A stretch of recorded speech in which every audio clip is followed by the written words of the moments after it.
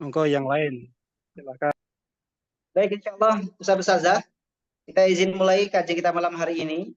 Insya Allah tema kita cukup menarik dan saya rasa Ustazah beberapa sudah pernah mendengar perihal tentang 4 pilar peradaban. Ya, sudah ada yang pernah mendengar istilah ini, Ustazah? Pernah, Ustaz. Nah, kalau Ustaz Habas ini pasti sudah sering mendengar karena kajian-kajian sama Munzala, termasuk yang sudah pernah ikut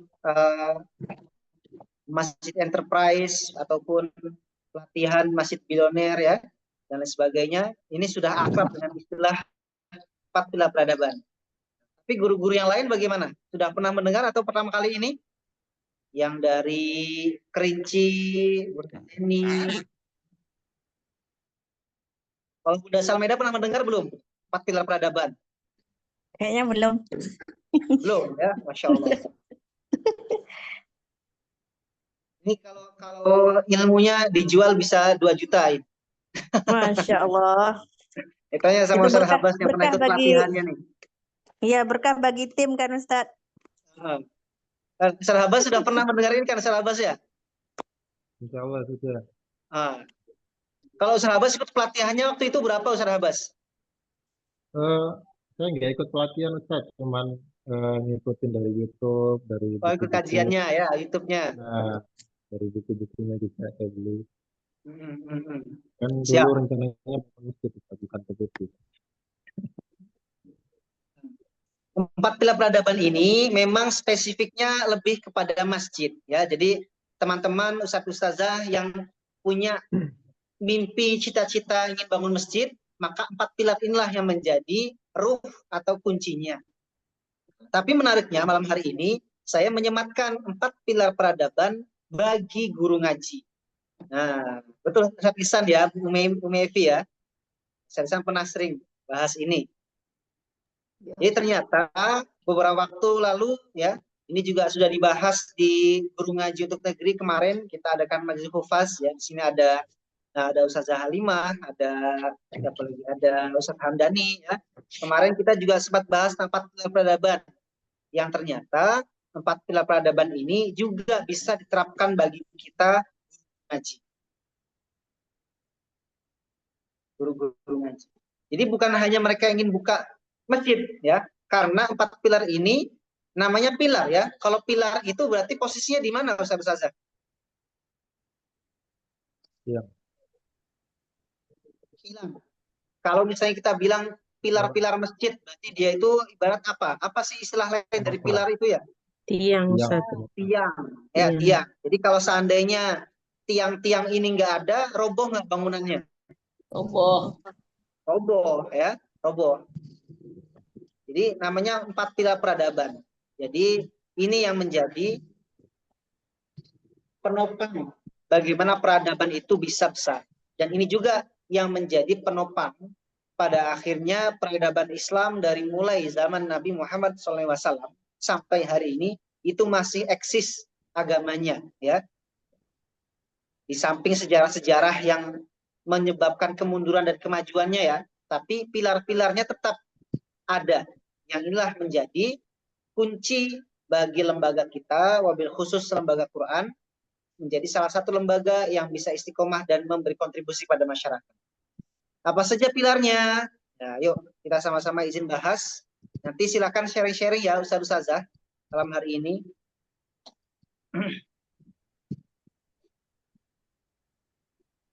Saya tampilkan slide.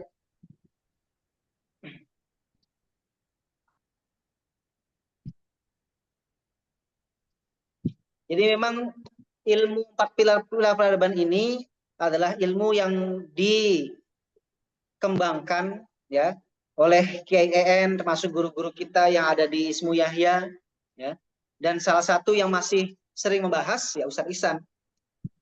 Di malam hari ini saya ingin menyampaikan ilmu ini, informasi ini dalam rangka agar Ustazah juga bisa tahu, oh ternyata ini loh kunci ataupun kisi-kisi dari besarnya, eksisnya Masjid Ismu Yahya, ada Masjid Munzalan Mubarakan, ada juga Pondok Askof ya, ada mungkin juga Ril Hijrah yang ada di Pontianak, ya. Dan juga ormas yang salah satu dari ormas terbesar di Indonesia, yaitu Muhammadiyah, ya, Nahdlatul Ulama. Pilar-pilar inilah yang juga membangun, ya, ormas itu sehingga sampai hari ini masih ada di Indonesia, kan? Nah, kita akan langsung. Jadi, Ustaz-Ustazah, 4 pilar peradaban ini yang kalau kita bisa simpulkan, tiba-tiba kesimpulan Ustaz, ya, enggak ya. Nah, ini dia 4 pilar peradaban. Nanti kita akan bahas masing-masing satu persatu, ya. Kalau kita bisa lihat di sini ada pilar peradaban. Yang pertama paling dasar di sini ada pilar Baitullah, ya. Pilar apa? Baitullah. Nah, Baitullah ini Ustaz-Ustazah secara harfiah memang disebut sebagai rumah Allah. Ya, ada 4 fungsi dari 4 rumah Allah ini. Ya, lihat di Quran masing-masing bisa dicek. Surah 2 ayat 125 ini menandakan bahwa Baitullah sebagai tempat berkumpul. Ya, tempat berkumpul. Yang kedua ada di surah At-Taubah ayat 18. Ya, ini adalah Baitullah sebagai tempat untuk mendapatkan petunjuk. Innama ya'muru masajidallahi ila akhirih. Kemudian di 17 ayat 1, ini Ustazah kita bisa cek di surah Al-Isra, Baitullah adalah tempat untuk mendapatkan keberkahan. Dan yang terakhir 2438 surah An-Nur ayat 38, ini adalah tempat memberi yang tanpa batas. Ya. Baitullah ini meskipun secara harfiah disebut sebagai rumah Allah, tapi fungsi-fungsinya bisa kita terapkan di rumah Quran. Ya. Coba, kalau rumah Qurannya atau lembaga pendidikan kita sudah menjadi tempat berkumpulnya banyak orang. Nah, kira-kira sudah tempat berkumpul banyak orang belum di tempat kita nih, Ustazah? Iya. Ada kan anak-anak ngaji kan? Betul nggak? Iya. Anak ngaji ngumpul di sana. Oke, yang anak-anak udah. Orang tuanya udah ngumpul di sana belum? Ya, Belum. kalau ada pertemuan wali santri, nah harusnya ada. Pertemuan wali santri Kan- itulah menjadi momen kita berkumpul. Karena tempat berkumpul semua orang, lihat redaksinya ya. Ini di surah Al-Baqarah 125 ini adalah kisah Nabi Ibrahim. Wa id ja'alnal baita mathabatan lin-nasi wa amna wattakhidu mim maqami Ibrahim musalla. Mathabatan lin-nas, berkumpulnya manusia. Jadi bukan berkumpulnya cuma anak-anak. Nah, ya. Tapi berkumpulnya semua orang. Sehingga ketika pilar Baitullah ini mau kita terapkan di rumah Quran, maka pastikan tempat ngaji kita, rumah Quran kita bisa menjadi tempat berkumpul banyak orang. Nah, dengan cara apa? Bisa dengan tempat ngaji ataupun sengaja diundang, ya kan? Nah, kalau misalnya mungkin pertemuan wali santri belum tereksekusi, bisa diagendakan satu persatu diundang ke rumah. Misalnya wali santri dari salah satu santri kita diundang wali santrinya, Assalamualaikum Ibu, mengundang Ibu untuk bisa hadir agenda di rumah, ya kan? Mengundang apa nih Ustazah? Ya, mengundang silaturahim aja Bu, itu misalnya. Itu berkumpulnya orang, ya. Atau bahkan 18 mendapat petunjuk. Setiap orang yang datang ke rumah Quran, setiap orang yang datang ke lembaga kita, dia mendapatkan inspirasi, dia mendapatkan petunjuk, dia mendapatkan apa? Gambaran, mendapatkan hikmah, dapat hidayah. Dimulai dari mana? Mendatangkan orang, diskusi, itulah memunculkan atau mendatangkan keberkahan di situ. Ya. 17.1 dapat keberkahan. Jadi kalau konteksnya masjid, maka Baitullah ini tempat sholat pasti kan kewajibannya, tempat ibadah. Tapi kalau konteksnya tempat kita adalah belajar Quran, TPA, lembaga pendidikan Quran, maka jadikan tempat pendidikan kita, rumah Quran kita, benar-benar menjadi rumah yang banyak orang datang ke sana. Duduk, diskusi, ya, Baitullah. Ini pilar yang pertama. Dan ini, coba, menjadi pondasi awal, dasar. Ya, dasar. Coba, kalau rumah Quran kita nggak kedatangan banyak orang, bahkan mohon maaf, nggak ada santrinya, jadi nggak rumah Quran tuh. Jelas nggak ada kan, nggak jadi rumah Quran, karena nggak ada yang belajar di sana. Bahkan minimal anak-anak yang datang. Gitu, ya. Oke, kemudian setelah Baitullah kita pahami fungsinya, maka lanjut ke pilar selanjutnya. Kita naik ke atas, Ustazah. Setelah Baitullah ada Baitul Quran. Apa Baitul Quran ini? Rumah Quran. Nah, secara harfiah rumah Al-Quran. Nah, kita lihat dalil dari rumah Quran. Surah Al-Baqarah ayat 121. Boleh di-share yang sudah dapat ayatnya? Al-Baqarah ayat 121.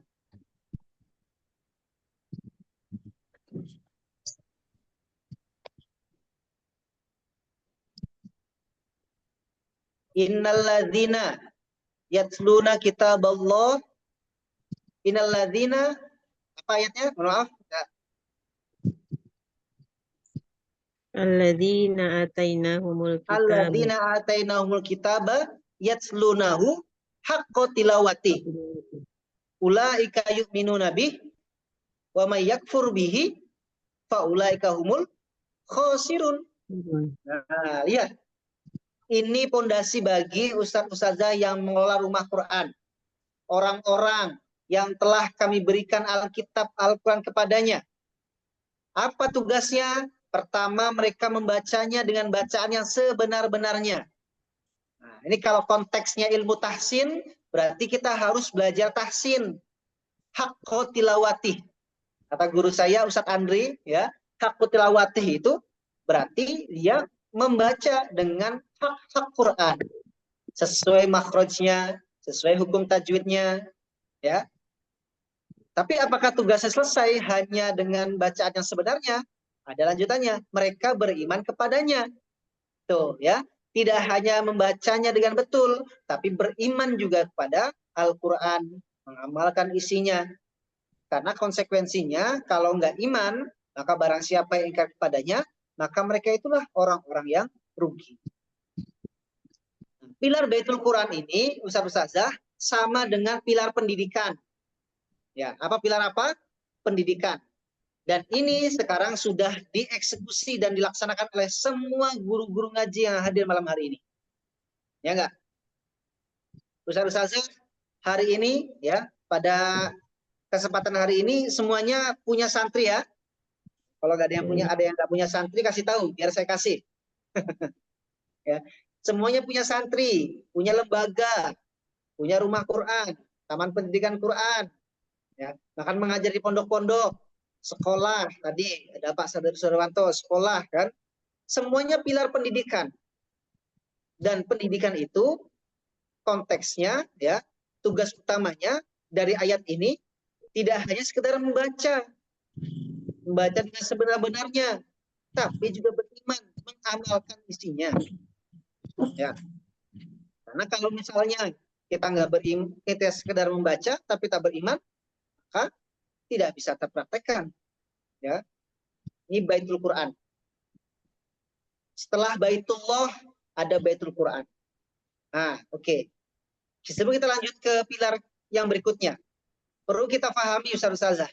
Kalau dari posisi ini, Baitullah dan Baitul Quran, ini kalau dari atas ke bawah ini namanya apa? Vertikal ya? Vertikal. Ya, vertikal ya. Nah, kalau kita perhatikan dari bagian ini Ustazah, Baitullah dan Baitul Quran, vertikal. Berarti inilah menandakan bahwa kedua pilar ini, ya, prinsipnya adalah hablum minallah. Apa? Hablum minallah. Baitullah dan Baitul Quran adalah muamalah kita kepada Allah Subhanahu wa taala. kepada Allah. Nah, kalau misalnya hubungan sama Allah, berarti memang ketika kita mengurus Baitullah, mengurus Baitul Quran, prinsip atau sikap yang harus diterapkan adalah ikhlasun niyah. Apa? Ikhlasun niyah. Tidak ada satu pengharapan kepada manusia kecuali hanya pada Allah. Ketika kita mengurus namanya Baitullah dan Baitul Quran. Karena memang interaksi kita fokus hanya kepada Allah Subhanahu wa taala. Maka sekarang kita jumpai, ya.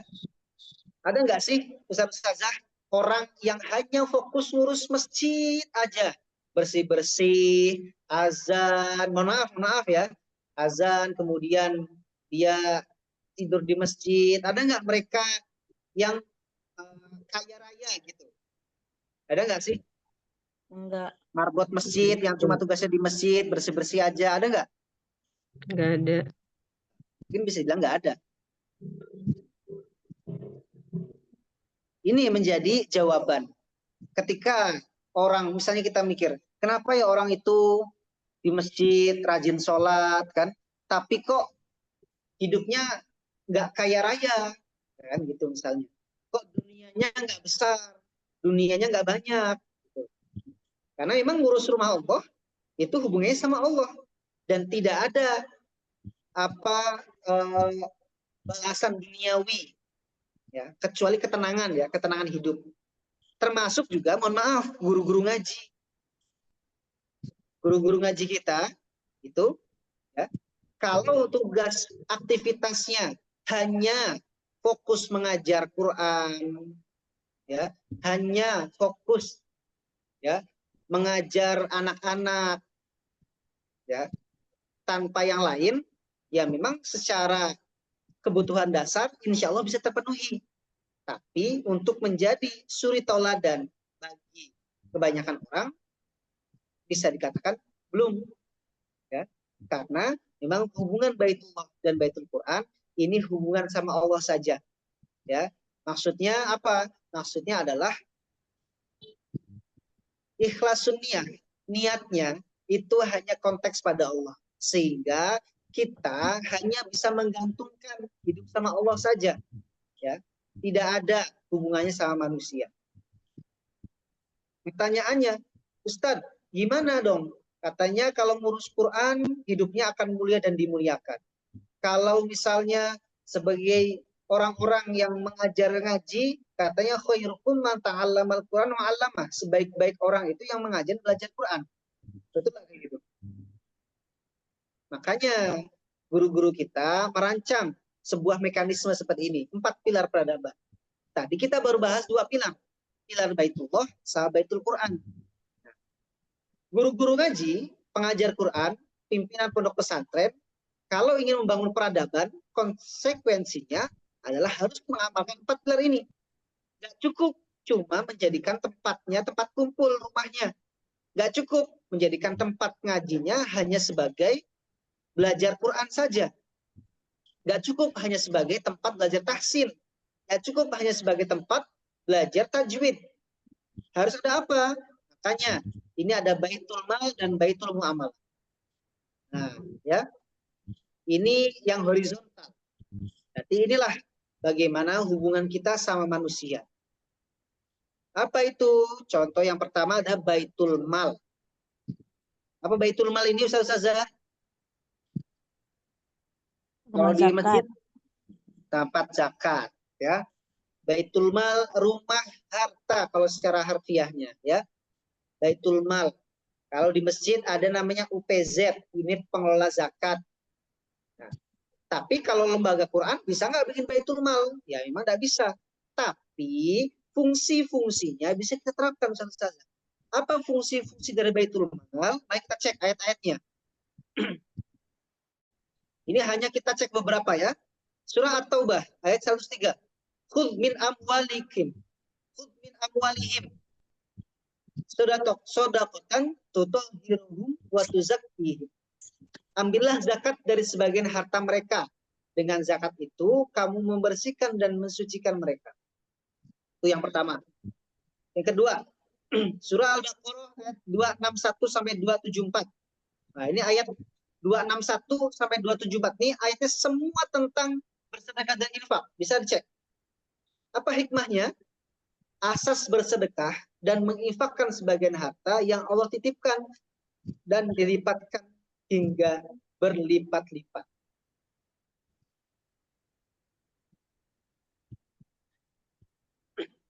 Maka pilihan Baitul Mal ini bagaimana aplikasinya Ustazah? Apa yang perlu diaplikasikan di rumah Quran kita kalau Baitul Mal? Infak. Aktivasi namanya program Infak subuh. Sedekah subuh. infak subuh. Contohnya seperti itu, betul, ya kan? Infak subuh. Nah, lembaga pendidikan, ya, kalau mau membesar, memang harus mengamalkan dari Quran. Nah, perintah untuk berinfak ini ada dalam Quran, bukan Ustazah? Ada kan? Ya. Ada. Maka coba yuk amalkan. Jangan sampai kita penggerak-penggerak dakwah, penggerak-penggerak rumah Quran ini anti dengan istilah infak. Mohon maaf, banyak sekali saya jumpai guru-guru ngaji, ya, berdalih ikhlas. Berdalih apa? Ikhlas. Ya. Nah, tadi kalau kita bahas konteksnya, Baitullah sama Baitul Quran, memang ikhlas betul. Tapi kira-kira di sini Ustazah pasti mau besar semua kan? Membesar, bangun peradaban, betul? Betul. Semuanya ingin membesar. Membesar dalam hal bukan sombong, tapi membesarkan kalimat Allah. Mensyiarkan kebaikan. Maka pilarnya adalah Baitul Mal. Kita aktifasi program infak. Karena kita coba lihat, ya, tidak ada satupun lembaga-lembaga yang besar tanpa ada sokongan, mohon maaf, dari finansial yang mendukung. Ada nggak lembaga besar tapi tanpa finansial? Nggak ada, Ustaz. Nggak ada. Sekelas Muhammadiyah saja itu bisa besar karena finansialnya banyak. Coba kalau bicara amal kegiatan sosialnya di Muhammadiyah itu ada apa? Ada program apa? Ada Lazis, betul nggak? Lazismu. Lazismu, dia bangun namanya UPZ. Nah, jelas dah tuh. Kegiatannya banyak, penyalurannya. Ya kan? Kalau di NU juga ada Lazisnu namanya. Itu lembaga, secara lembaga, ya kan? Tapi fungsinya sungguh banyak sekali, kan? Rumah sakit dan sebagainya. Nah, maka Rumah Quran Ustazah malam hari ini, yuk coba aktivasi program-program ini, ya. Program-program infak minimal. Siapa yang berinfak? Orang tuanya, ya kan? Ustadz, orang tua wali santri di sini masih belum mau untuk infak. Itulah tugas kita, Ustazah, untuk mengedukasi, ya, mengedukasi. Jelaskan apa urgensi infak, bukan dalam rangka mengkayakan guru ngaji, bukan. Karena tadi, ya, guru ngaji memang sudah dijamin keberkahannya, tapi dalam rangka membesarkan tempat Allah ini, Baitullah, rumah Quran. Semakin besar rumah Qurannya, semakin banyak juga orang-orang yang bisa belajar Quran.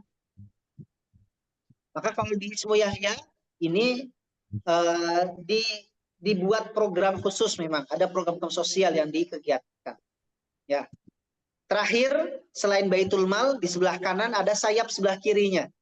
Ada Baitul Muamalah. Nah, ya, Baitul Muamalah. Di surah Al-Baqarah ayat 275 sampai 276. Ya. Allah telah menghalalkan jual beli dan mengharamkan riba.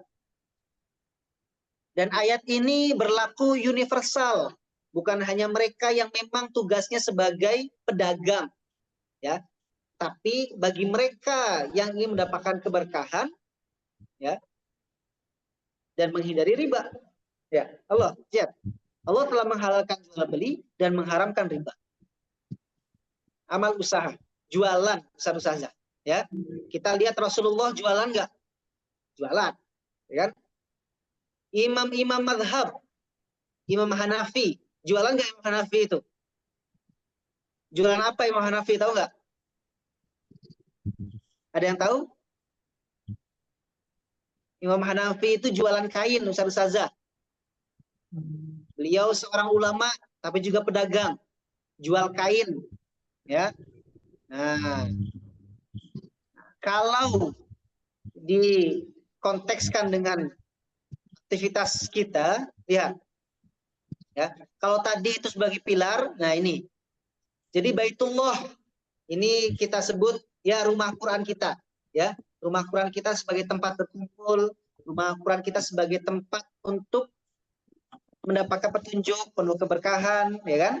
Punya 3 aktivitas utama.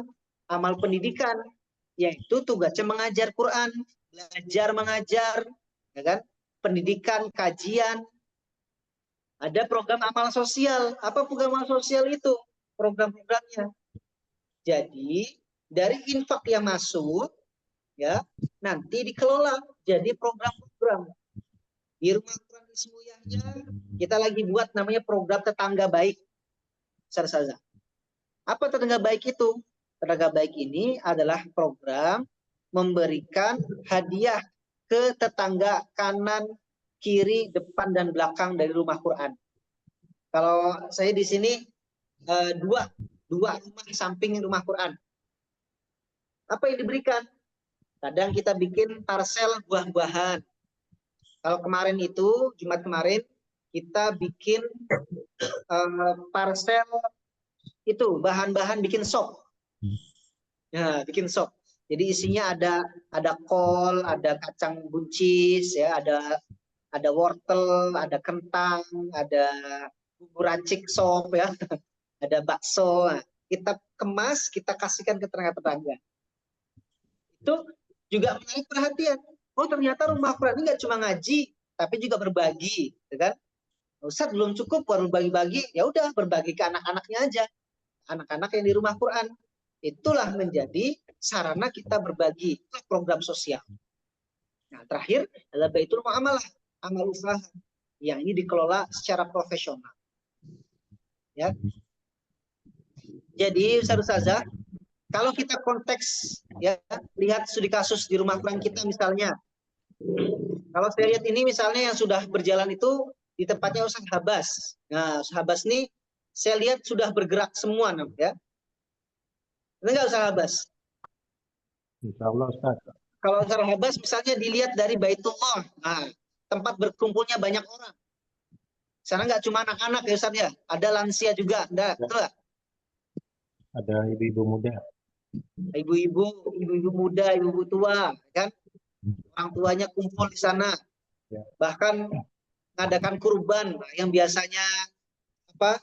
Masjid ngadakan kurban, ini TPA ngadakan kurban, kan? Luar biasa, Masya Allah. Baitul Quran sudah jelas ada pendidikannya, kan? Baitul Mal, oh sudah bergerak juga Ustaz Habas mengajak orang-orang untuk bersedekah, kan? Yang dari sedekah itu jadilah program sosial, ya kan? Ada ngaji terisi, ya Ustaz Habas ya. Terisi akal, terisi hati, terisi perut. Itu ya Ustaz Habas ya, apa aja? Terisi perut, terisi tangan. Terisi semuanya. Kepala terisi ilmu, perut terisi mata. Tangan terisi bingkisan. Iya. Surah Al-Habas kurang jelas nih kayaknya. Kalau sinyal saya ya. Oh ya. Intinya itu menjadi program sosial, berbagi. Kan? Dari mana anggarannya Ustadz? Nah, tadi mengajak orang sedekah. Saya juga di sini lagi belajar, Ustazah, ya. Di masjid tempat saya tinggal sedang coba diinisiasi program masjid makan-makan. Kemarin pekan pertama alhamdulillah sudah ada 60 nasi kotak dibagikan, ya kan? Pekan kedua 42 nasi kotak dibagikan. Terus Ustaz ya, namanya juga masih meritis kan. Terus, nah pekan ketiga mohon doanya semoga bisa bertambah, kan? Ya masih belum bisa mencakup semua jamaah karena jamaah masjid ada sekitar 200 orang.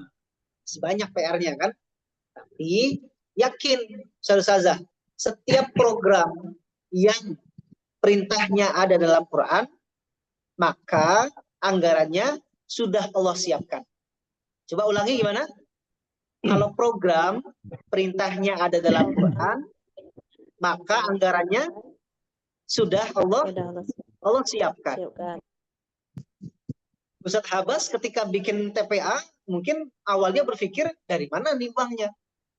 Tapi karena sudah tahu ilmunya, sudah basicnya memang punya skill entrepreneur, pedagang, yang ini memang skill dasar yang harus dimiliki setiap orang, ya. Itulah yang digodok, yang dibahas. Sehingga mengajak orang-orang bersedekah, dari uang sedekah itu dibagikan lagi, dijadikan dia sembako, dijadikan dia rumah Quran, dibangunnya rumah Quran sekarang bagus, sedang renovasi kan, perbaikan terus. Ya. Ini Ustazah, kalau memang cita-cita kita adalah membangun peradaban. Sekarang saya tanya, Ustazah di sini mau nggak bangun peradaban bareng-bareng? Mau kan? Peradaban itu seperti apa sih Ustaz? Peradaban itu ya namanya peradaban ya, adab. Jadi memang basicnya adalah pendidikan adab yang memang fondasi utamanya adalah hablum minallah. Jadi pendirian Baitullah dan Baitul Quran.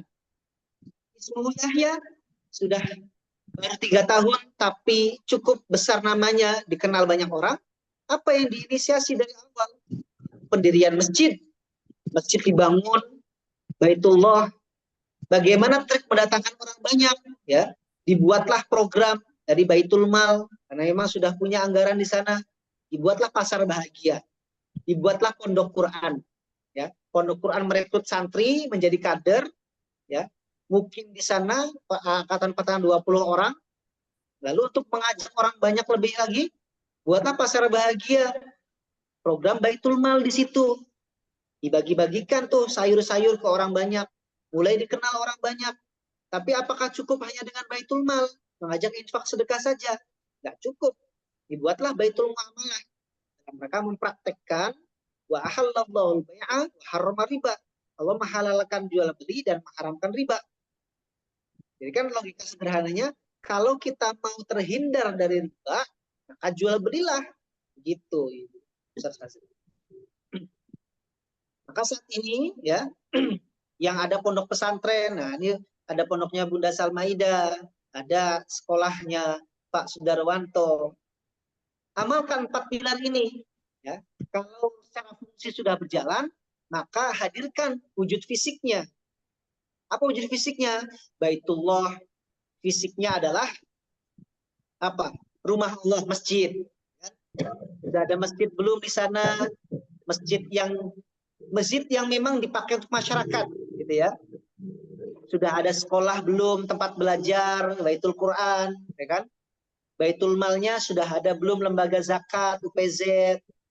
Baitul Muamalahnya sudah ada belum, bisnis yang profitnya diputar untuk karyawan dan juga untuk menghidupi Baitullah dan Baitul Quran.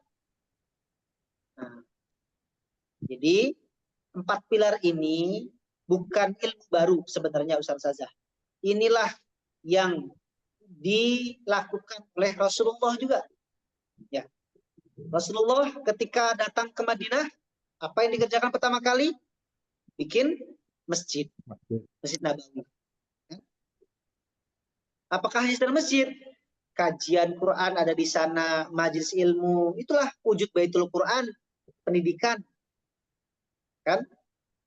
Rasulullah membangun pasar Baitul Muamalah. Dan juga Rasulullah membangun basis persaudaraan. Ya. Itu juga dari Baitul Mal, salah satu prinsipnya. Berinfak itu kan dari aspek sosial, kan? Sosialnya apa? Dengan membangun persaudaraan. Lihat di situ. Maka wujudlah peradaban sampai hari ini masih ada, eksis. Ya. Jadi bagaimana untuk konteks di rumah Quran masing-masing? Nah, silakan cek Ustazah, cek. Ya, ini lihat fungsi-fungsinya. Cek rumah Quran kita sudah menjadi tempat berkumpulnya semua orang belum? Cuma anak-anak, oh udah Ustaz, anak-anak ngaji di sini. Oke, 1 poin dapat. Sudah belum yang orang tuanya? Belum Ustaz, yuk jadikan kajian wali santri. Kalau kajian wali santri belum bisa, yuk buat apa silaturahim. Undang wali santri beberapa orang datang ke rumah, ngobrol, kan? Itu Baitullah. Full. Rumahnya udah jadi belum tempat belajar, mengajar? Oh, rumah Quran udah jelas ada. Masuk 1 poin. Kan? Oke, sudah dapat Baitullah dan Baitul Qurannya. Mau berkembang lagi nggak? Mau. Oke. Kembangkan lagi sayapnya kanan kiri. Baitul Mal, aktivasilah infak di sana. Ajak orang berkontribusi, buat program sosial. Sederhana saja, bagi-bagi tiap Jumat buat anak-anak. Dipublikasi di medsos. Insya Allah tiap hari Jumat akan ada program berbagi berkah Jumat misalnya. Berkah Jumat. Membagikan hadiah atau kue untuk anak-anak penghafal Quran. Itu di mana? Di rumah Quran. Boleh. Ya. Program sosialnya diaktifkan. Berkembang lagi bisnis. Kalau memang ada usaha. Di 4 pilar inilah. Kalau ustazah ingin mengembangkan peradaban di tempat masing-masing. Begitu ceritanya ustazah. Silahkan seandainya ustazah ingin sharing ataupun ada yang didiskusikan boleh ya. Inilah catatan 4 pilar untuk guru ngaji. Jadi bukan hanya sekedar masjid saja yang bisa kita aktifasi 4 pilarnya, tapi rumah Quran, wabil khusus guru-guru ngaji, penggerak rumah Quran, penggerak Quran di sini bisa mempraktekkan itu semua di lembaganya masing-masing. Silakan ustazah, ada di-sharingkan boleh? Ustaz. Ya, siapa? Ustaz Habas. Siapa itu? Ya. Ya, silakan Ustaz. Ya, Assalamualaikum warahmatullahi wabarakatuh. Waalaikumsalam warahmatullahi wabarakatuh. Assalamualaikum warahmatullahi wabarakatuh. Ya, mungkin sharing ya Ustaz ya. Menarik materinya hari ini dan memang sharing TPQ kami memang pernah saya bawakan ke materi Zoom itu bahwa memang goal awalnya, part awalnya memang target kita bangun masjid, bukan TPQ. Jadi TPQ ini menjadi tonggak awal karena kita nggak bisa mengelola masjid, kan gitu. Belum punya masjid, jadi ini sebagai basic. Jadi maksud saya, Afwan Ustaz Abbas, suaranya jauh. sorry. Suaranya kecil ya Ustaz ya? Oh, Iya, saya nggak ya, dengar. Dikira cuma saya yang kecil. Cek. Ya, Betul, jelas. oke, mantap. Ya, jadi gini Ustaz, kalau sharing pengalaman di TPQ kami memang basic awalnya memang targetnya bangun masjid. Tapi karena kita tidak punya masjid yang bisa kita kelola dan belum ready untuk bangun masjid, makanya pelampiasannya kita bangun TPQ kan begitu. Tapi manajemen pengelolaannya adalah manajemen tadi 4 peradaban kan gitu.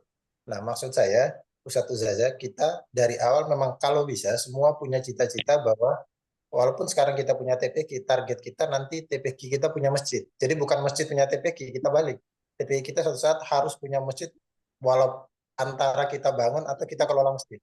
Nah itu baru keren kalau menurut saya. Kalau masjid punya TPQ udah biasa ya, karena memang TPQ itu lahir dari masjid kan gitu. Karena 4 pilar itu. Betul. Lalu dari 4 peradaban tadi itu, menurut saya Baitul Mal ini saya yakin Ustadz saja sepakat ini menjadi benar-benar jantung ya. Karena sebaik apapun prestasi siswa-siswi kita di TPQ ya, kalau dana kita terhambat, operasional kita terhambat, hidup enggan mati tak mau, ini hanya menunggu waktu. Tinggal bagaimana kita ikhlas menjalankan sampai kapan kan gitu. Kalau memang kita berubah haluan, kan pernah dengar cerita itu guru ngaji jadi tukang ojek dan lain-lain kan gitu. Nah, Ya. Iya. Guru ngaji itu tukang pelatih anjing saat bahkan. nah itu kan. Nah, kami sekarang di TPQ saya sebenarnya udah gatal ya tangannya ya. Karena tadi ya, mungkin Ustadz saja tahu saya posisinya jauh dari TPQ ya. Jadi nggak bisa langsung dipegang langsung karena jarak. Nah, sedangkan Ustadz-Ustadz yang ngajar di sana itu, yang kita gaji itu, mereka fokusnya ngajar. Mereka tidak fokus ke manajemen mengelola, sedangkan saya butuh seorang yang benar manajemen eksekusi program di sana. Makanya kita berharap nanti awal tahun itu sudah ada orang yang benar-benar kita bisa pegang untuk meng-hire di sana. Sehingga apa? Yang pernah saya sampaikan, publikasi itu menjadi penting. Saat ini bayangkan, kegiatan kami itu kan rutinitas jelas tuh, pengajian terisi bla bla bla. Tetapi orang tua asuh program kita Baitul Mal itu kan naik turun mereka. Pemasukan kan naik turun ya, kadang mereka ngasih, kadangnya kan bukan bayar cicilan kan namanya. Nah, sehingga otomatis angkanya itu 2 juta, kadang kalau pas lagi kenceng 8 juta kan gitu. Tapi nggak bisa jadi pegangan. Kenapa? Salah satu alasannya juga karena kita tidak punya program-program baru. Padahal program itu ada, yang eksekusinya nggak ada di sana kan begitu. Kami punya program nanti itu kalau misalnya manajemennya sudah ready di sana yang siap volunteernya lah, yang siap untuk menjalankan program. Kita punya program sejuk misalnya. Sedekah Jumat keliling. Kita ke masjid-masjid bagi-bagi. Itu belajar dari Masjid Khairul Ummah Magelang itu. Jadi buat es campur, buat roti ke masjid-masjid. Jadi menurut saya poinnya adalah publikasi ini menjadi penting. Nah, ustadz-ustazah yang saat ini menghandle langsung TPQ beda dengan saya. Apalagi saya basicnya itu manajemen ya, bukan pengajar ya, bukan pendidik. Nah, ini harusnya bisa lebih gampang untuk menerapkan 4 pilar ini. Contohnya publikasi. Harusnya publikasinya berjalan dan punya banyak program kreatif harusnya. Menurut saya. Kenapa? Karena publikasi ini menjadi penting. Coba bayangkan kasusnya si Agus yang matanya buta yang lagi viral itu. Dapat Ya. donasi 1,5 M, bayangkan. Jadi masalah kan sekarang. Tapi bayangkan. Ternyata bohong dia Ustaz ya. Itu kekuatan publikasi. Artinya apa? Orang Indonesia ini sebenarnya dermawan sekali. Cuman mereka bingung mau ngasih ke siapa. Jadi kalau Baitul Malnya jalan, saya yakin 3 yang lain ini tutup mata jalan lah itu. Karena saya kan buat program Baitul Quran kayak Ustadz Salmaida ya. Anak-anak dididik sampai bisa tingkat nasional itu udah jurusannya lah ibaratnya gitu. Tapi kalau kita bisa menguasai Baitul Malnya, ini pergerakan kita lebih dahsyat lagi.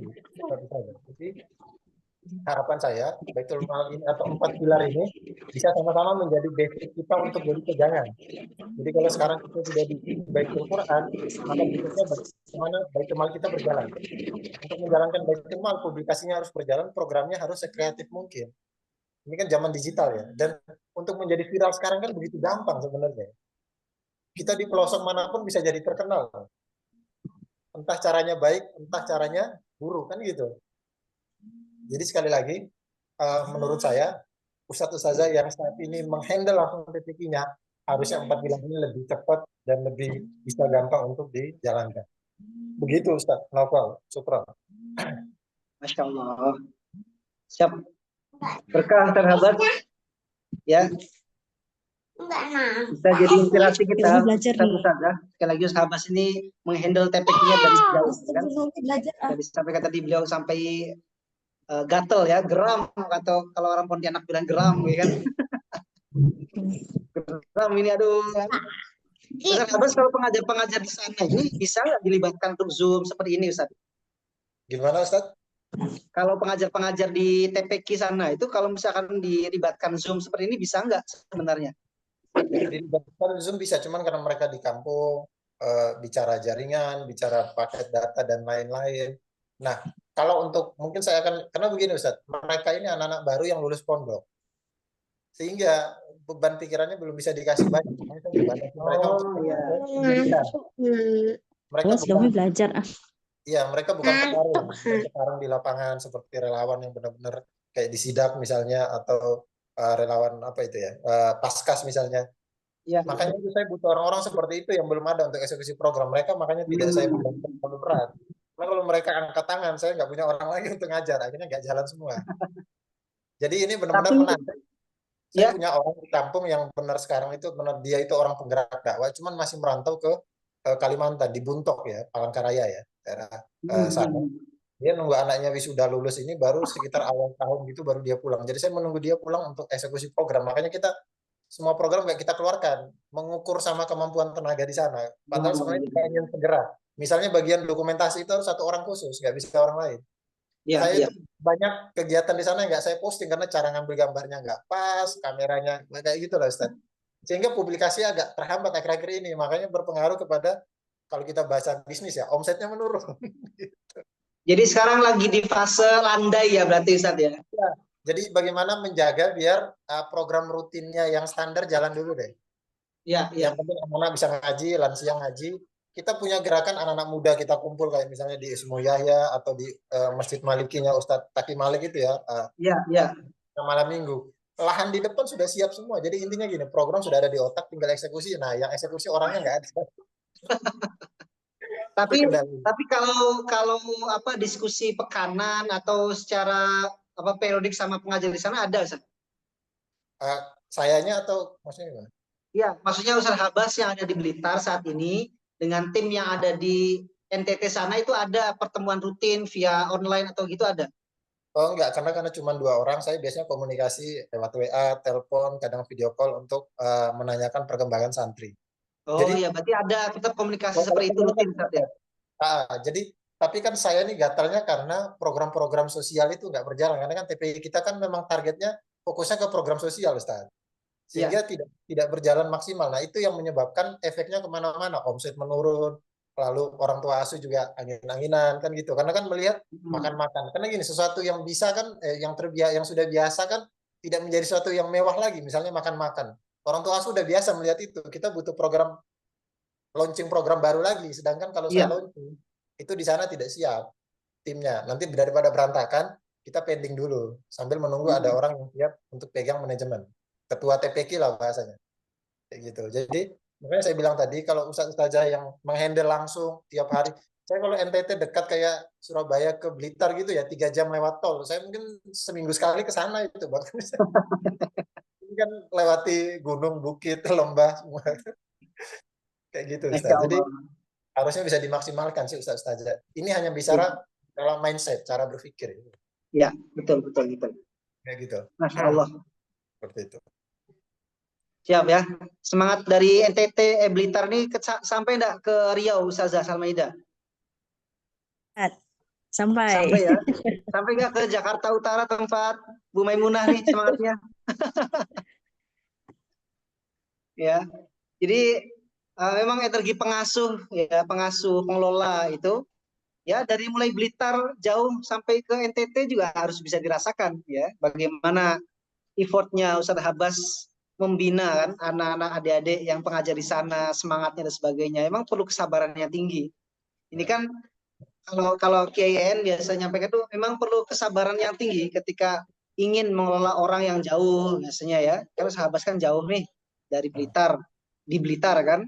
Sedangkan pengajarnya TPQ-nya di NTT kan, Masya Allah. Nah, tapi saya mau menyoroti kalimat pertama tadi Habas ya. Bagaimana kita semua guru-guru ngaji di sini memang harus punya cita-cita untuk bisa bangun masjid. Karena 4 pilar tersebut. Karena mohon maaf di sini sudah ada yang pernah ke Mekah, Madinah, ke tanah suci? Insya Allah ya, nanti kita sama-sama berangkat bareng ke Baitullah, amin. Ya. Jadi kalau KIN cerita itu ternyata di Mekah kalau nggak salah dia bilang ya, meskipun sudah ada Masjidil Haram, itu ternyata ada Masjid Abu Bakar. Oh di Madinah ya? Oh di Madinah, sorry. Di Madinah ada Masjid Abu Bakar, ada Masjid Umar. Nah Bu Endang, betul nggak kayak gitu? Di Madinah ya, Bu Endang ya?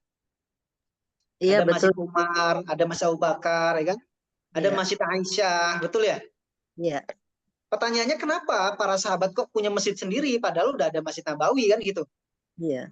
Ternyata Tapi memang itulah perintah Allah. Di mana perintah Allah itu kalau bagi para sahabat itu udah bukan toleransi. Ketika perintah itu sudah dalam Quran, maka udah harus dikerjakan. Gitu. Nah, kita ustazah sudah harus punya cita-cita yang sama, bangun masjid, ya. Tapi memang dirintislah dari pondok. Nah, Bu Maimunah punya cita-cita mau bikin sekolah, ya. Alhamdulillah kemarin sudah sharing sama Ustaz Ali juga ya, Bu Maimunah ya. Sudah Ustaz. Alhamdulillah kan. Ya sebelum masuk ke level itu, yuk kita rapikan nih lembaga yang saat ini diamanahkan kepada kita. Lembaga Quran, pendidikan Quran. Karena itulah step-step sampai pada level tertinggi. Ya, pelan-pelan. Nah, ini pembahasan malam hari ini memang pembahasan mendasar 4 pilar ini, Ustazah. Di mana 4 pilar ini nanti ada lagi pembahasan setelah 4 pilar, ada 5 pilar penyokong peradaban. Nah, ya, ini kan 4 pilar peradaban yang sebenarnya ini bisa diasosiasikan dengan lembaga. Ya. Tapi bagaimana lembaga itu bisa berjalan? Yaitu ada 5 pilar penyokong peradaban. Jadi kalau mau kita bahas sejam lagi nih. Ya. Tapi insya Allah nanti kita bahas di lain waktu kesempatan. Ya. Jadi kebayang nggak Ustazah pengaplikasian 4 pilar peradaban ini tempatnya masing-masing? Kalau belum boleh kita. Ya gimana? Silakan. Ya. Ya, yang Mas Baitul Mal tadi kira-kira selain infak subuh gitu, bagusnya apa lagi yang kita buat gitu? Infak subuh itu kanal untuk mengajak orang sedekah. Iya. Pertanyaannya, infak subuhnya buat apa Ustazah? Kan gitu. Nah, maka logika sederhananya, bagaimana orang ingin memberikan makan yang banyak, sedangkan wadahnya nggak ada.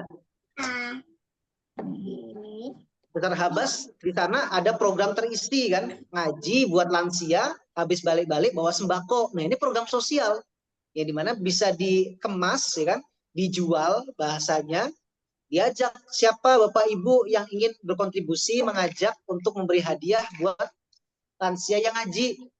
Nah itu jadi bahan untuk bisa mengajak orang sedekah. Jadi apa intinya? Bikin program Bunda Salmaida. Program di rumah Quran apa? Program yang memang itu punya dampak untuk masyarakat. Ya. Kalau yang biasa kita buat di sini ya program berbagi, ya ada berbagi Jumat, ada program berbagi Quran. Nah itu juga program yang bagus kan? Di mana dikampanyekan siapa yang ingin memberikan Quran terbaik untuk santri penghafal Quran di Riau. Nah, list lah tuh di pondok apa, kebutuhannya berapa. Jadi selain memang infak subuh itu, bahkan kalau dimaksimalkan bisa Masya Allah ya, luar biasa. Tinggal siapkan program infak, tapi langsung diajak masyarakat itu, Bu ini ada pondok butuh bantuan, yuk kita ajak berkontribusi mereka untuk bisa gabung. Jadi gak hanya Bunda Samaida ataupun pondok yang mikirkan uangnya bahasa gitu ya, tapi Bunda Samaida pengurus di pondok hanya sebagai jembatan amal soleh, penerima infak dari orang baik untuk orang baik. Nah, bikin program coba Samaida ya, program apa yang bisa disalurkan untuk penyaluran dari program-program infak itu. Kalau yang dikerjakan di Ismu Yahya ada juga. Jadi misalnya bikin kajian online maupun offline.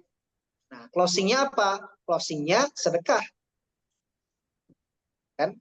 Atau ketika kajian langsung dibuat kotak infak kan, berjalan aja gitu kan. Siapa infak terbaik. Nah, itu juga jadi bagian untuk bisa mengajak orang bersedekah. Itu juga kayak gitu. Udah sama Ida. Ya kalau dari hasil dari infak subuh tadi kita buat misalnya kajian rutin. Kalau di sini kan masjidnya baru-baru ini kita adakan kajian supaya masyarakat itu ngumpul belajar kan masalah fikih sholat aja itu banyak masalah gitu kan. Ya. Nah, jadi dari uang itu untuk membiayai seperti biaya ustadznya kita undang dari luar gitu kan. Nah itu boleh Ustadz? Ini boleh banget. Jadi sudah mulai bisa diedukasi masyarakatnya. Jadi Bapak Ibu ya, nanti yang tahu konteks kondisi masyarakat di sana Bunda Salmaida ya, tapi endingnya nanti mereka akan diedukasi. Yuk Bapak Ibu ikut berkontribusi untuk aktivitas kegiatan di masjid. Nah, kita sudah siapkan kotak infak berjalan, silakan masukkan infak seikhlasnya untuk program pendidikan di masjid. Nah, akadnya kayak gitu. Jadi kalau disampaikan seperti itu, akadnya jelas ya. Karena kalau bicara infak ini juga memang umum. Tapi infak akadnya juga bisa disampaikan untuk operasional kegiatan pendidikan di masjid. Setiap yang masuk ke sana bisa untuk belikan air minum, bisa untuk ihsan atau bisyarah pengajar. Nanti bisa peruntukannya seperti itu, Ustazah. Sip. Ya, siap Ustaz. Ya, makasih. Siap. Semoga bisa diterapkan di sana ya. Kalau boleh Insya Allah. Ya, silakan Ustaz Abbas. Jadi cara berpikirnya kotak amal itu nggak cuman yang ada seperti di masjid. Kita punya kotak amal raksasa kan gitu. Nah, Ya. media sosial itu menjadi kotak amal raksasa sebenarnya. Jadi kalau pasar kita itu hanya orang-orang di desa kita akan sempit, susah. Jadi makanya saya bilang tadi publikasi itu menjadi penting. Apalagi Ustazah Salmaida ini kan prestasinya banyak di TPK-nya misalnya.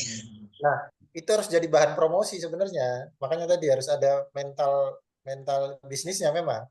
Jadi misalnya gini, kita punya program sudah melahirkan santri juara nasional bla bla bla bla. Kita punya santri tahfiz bla bla bla bla. Nah, siapa yang ingin mensupport kebutuhan santri misalnya. Tapi tadi buat program memang harus unik. Biasanya orang tertarik dengan sesuatu yang berbau sosial sebenarnya. Kayak gitu. Jadi kalau kita fokus ke dalam, maka orang lain tidak melihat apa yang kita lakukan. Fokus untuk keluar juga, berbakti keluar, menebar maslahatnya keluar juga. Nah, cara promosinya itu lewat apa? Lewat status WA, lewat Instagram, lewat Facebook, program-program, atau teman-teman yang dirasa mereka siap support. Tapi jatuhnya bukan ngemis, tapi ngajak.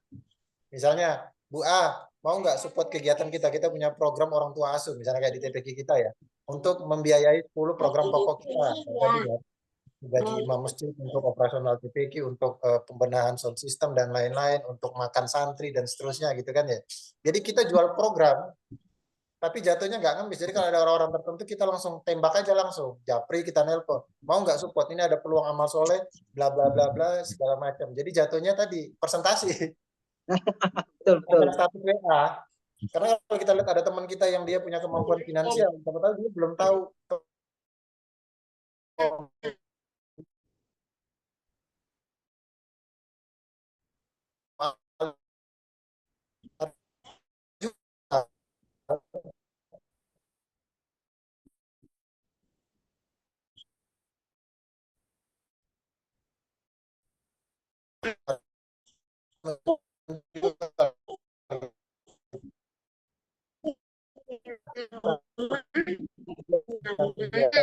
kita lalu kita punya program mulai dari